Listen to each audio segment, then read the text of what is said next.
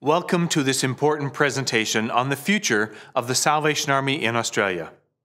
I believe that this announcement and the associated web and printed material that we will make available will begin to answer many questions that you have had over the past year since the announcement of Australia One. Thank you so much for your patience, your ongoing support, and appreciation of the endless opportunities that Australia One provides.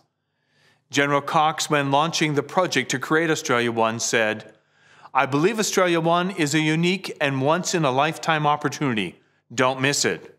I want to encourage all officers, soldiers, and employees to embrace the new opportunities that will come as a result of this bold and sweeping change." The information that we are sharing today was recently presented to the International Management Council at Salvation Army International Headquarters and has the full endorsement of the General and the other members of the Council. In making these announcements, I will be joined by Commissioner Tracy and Colonel Mark Campbell. This presentation will have 6 parts: vision, governance, operating model, gender equity, stages of transitioning to Australia One, and the location of territorial headquarters. This information will be in summary form, and more details will be available on the Australia One and the Others magazine websites.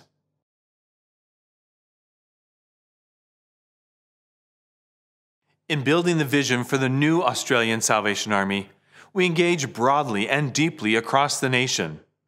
This work began following on from the national campaigns of 100 Days of Ceaseless Prayer and 100 Days of Shared Scripture, which so many of you were a part of. We ask for your valuable input via survey, and we were delighted to have received over 2,000 responses. We also workshopped ideas with 320 focus group participants and 30 next-generation leaders. Through this process, we believe that we have captured the true heartbeat of the movement, the highest hopes of all, reflecting God's dream for the Army, what He will accomplish through us. Our future, grounded solidly in a history demonstrating God's hand raising up His Army, builds on the foundational strengths of our movement and reflects learnings from our own history. For the Army to continue to be vibrant and to grow, we must re-engage the pioneering spirit that made the Salvation Army a formidable spiritual and social force in Australia. Our extensive research discovered that the vision must capture these 6 themes. Firstly, and the twins of gospel proclamation and meeting human needs. Transformation, holistic transformation, total salvation through the love of Jesus. Active imagery, activist, fighting, revival, bringing light to dark places. Communities, the Salvation Army has its greatest impact when in community. Relevance, speaking to those in and out of the Army. And a measurable impact where we can show the difference we will make. Our next generation's leaders were asked to look back at the Army from 30 years in the future and to assess what decisions around vision would impact the future they saw. They saw Australia transformed by an Army that made bold and gutsy decisions, where a holistic mission with diverse people and expressions had us always seeing the person first, without labels, where mission leadership is released and not restricted by positions or pathways, and where our partnerships are strengthened. I recently had an officer express to me his hope that the vision we claim would be a vision that he would be prepared to die for. I am sure that as Salvation Army people, we all share that desire. We have landed on 2 elements of our vision, a vision for the Army and a vision of the Army. The new vision for the Salvation Army in Australia states, "Wherever there is hardship or injustice, Salvos will live, love, and fight alongside others to transform Australia, one life at a time, with the love of Jesus." Hand in hand with the vision for the Army are the essentials developed that define the vision of the Army. We will transform. Our 4 core mission expressions are woven together like a rope. We are Great Commission people, and transformation happens through relationships. We will focus. We are founded on prayer, scripture, and holiness, intensely focused on what we are best at. Serving God puts mission above tradition. We will pioneer. Our spirit is radical. Our faith compels us, and we partner with others. And we will be accountable. We celebrate being part of a growing, vibrant international movement, owning the mission and committing to it financially, and we are transparent and accountable for our actions. We believe that a vision for and a vision of the Army gives us the foundation for everything we do from this point forward. It has been developed and nurtured within Australia and has the enthusiastic approval of international headquarters.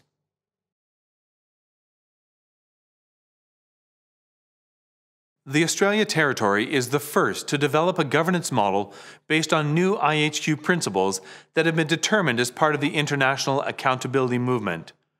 It has been devised to maximize effectiveness and efficiency in delivering our mission and propel the Army in continued development. The new governance model for the Salvation Army Australia Territory will include a governance board to be chaired by the Territorial Commander. It will be the single governing authority responsible for strategy and governance. It will include officer leadership and 5 independent members, with at least 2 of them being active Salvationists. All other members must share our strong Christian faith. Also, at least 1/3 of members will be female. A second key component of the governance model is a cabinet. The cabinet will be chaired by the Territorial Commander. The cabinet's role is to oversee and recommend actions to ensure the Salvation Army as a whole is developing as a spiritual movement, acting in accordance with its mandate. It will consist of senior officer leaders. Divisional leaders will be included as required for a wider cabinet. A Territorial Management Council will be chaired by the Chief Secretary, with responsibility for the operational elements including business transactions beyond the delegated authorities to divisions and frontline ministries. An advisory council will be made up of community and business leaders and will provide advice on matters as required by the Territorial Commander. It will replace the existing Territorial Advisory Boards, recognizing the exceptionally valuable contribution made by those boards over many years. Various board committees will be formed with duties delegated by the Governance Board. The committees will be empowered to make decisions and advise the board on matters that do not require full board involvement.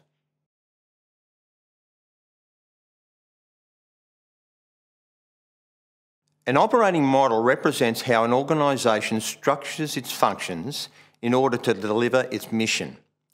The Australia One operating model has been devised following an intensive 4-month period, and it drew on past learnings, industry best practice, and the input of over 100 stakeholders.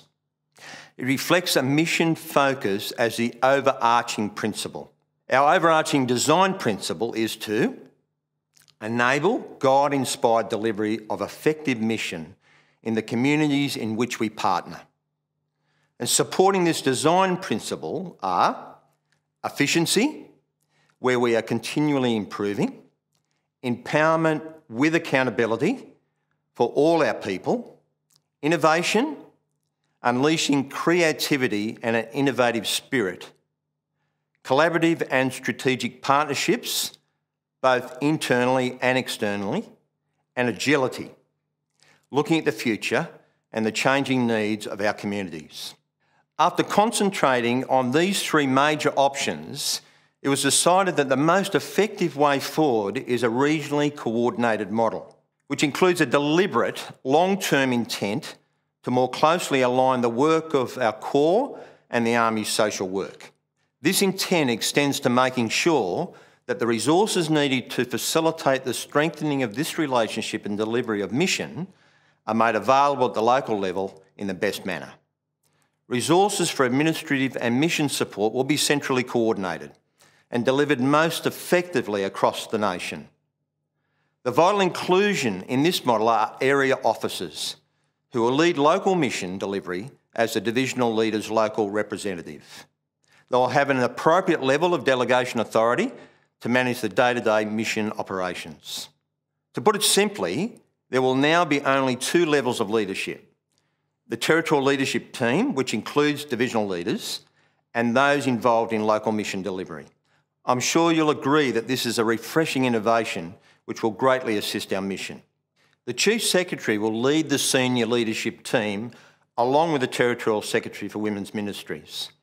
Divisional leaders will be added to the team and work with Cabinet Secretaries, as well as some new positions. These include Secretary for Spiritual Life, Advocate for Women's Equity, and Director for Mission Enterprises, a role that may not necessarily be filled by an officer. Included as Cabinet Secretaries are Secretary for Personnel and the Secretary for Communications, Secretary for Business Support, formerly the SBA, and the Secretary for Mission Support, formerly called Secretary for Program. It's important to note that while the Governing Board is chaired by the Territorial Commander, this Territorial Management Council will be chaired by the Chief Secretary, thereby allowing the territorial leaders to remain focused on the spiritual life and strategic mission direction of the Territory. That will also increase their availability to act in a pastoral role to the General Salvation Army membership, rather than being caught up with every business decision being made at the leadership level.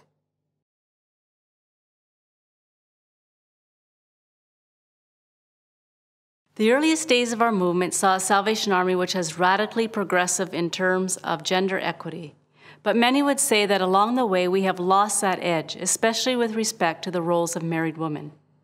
As a result, a gender equity plan is being devised to address the systematic inequality faced by women. This plan will ensure that the new Australia Territory values the unique gifts of each individual person, rather than appointing to a leadership position alongside of a spouse.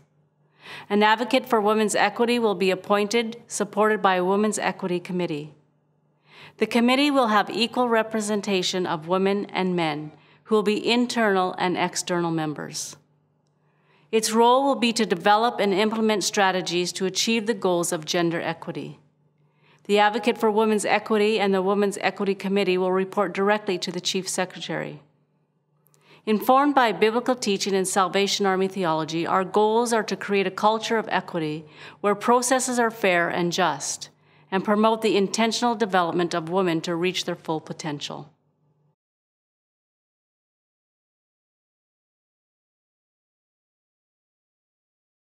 As we continue the process of Australia One towards early 2019, we have identified 3 phases of transition. For the next 3 months, leadership will remain in its current state, with national leadership overseeing national development and chief secretaries in charge leading their respective territories. From the middle of this year, national leadership will provide direct oversight of the operations of the Eastern and Southern Territories for up to 12 months before beginning to lead a single operating entity at the beginning of the new financial year on the 1st of July, 2018. The final transition phase will begin with the official Australia Territory commencing on the 1st of January, 2019.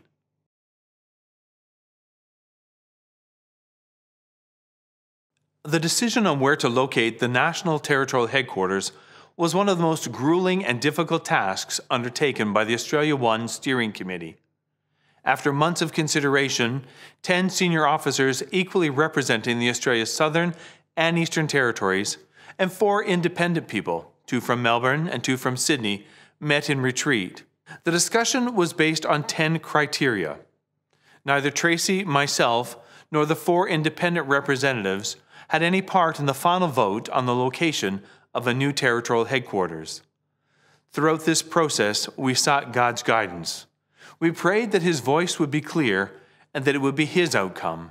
At the end of our discussion, time was set aside for silent reflection before scoring each of the criteria made by each individual. In addition, a time of pensive, thoughtful, and prayerful consideration was also given before participants came back into the room for a final vote.